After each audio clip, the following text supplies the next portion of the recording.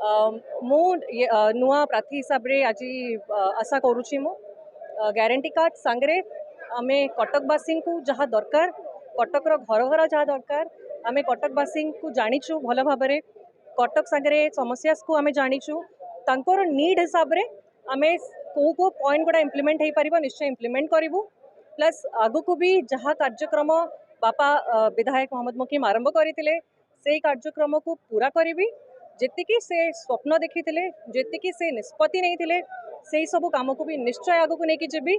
As a youth जेहेतु एबे कटक रे बहुत यूथ अच्छा महिला माने अच्छा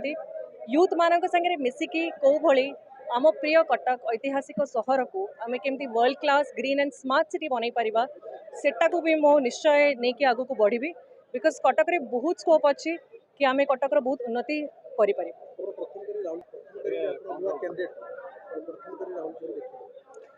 बहुत भल लगिला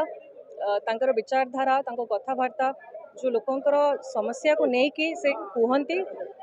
सेटा बहुत भल लगिला आमको एंड आज लोक मैंने बहुत उत्साहित होती बहुत मोटिवेट होती ताकू भी देखिकी भल लगिला कि एबे आमे जाई पारिबु लोक को आहुरी मोटिवेट करि पारिबु।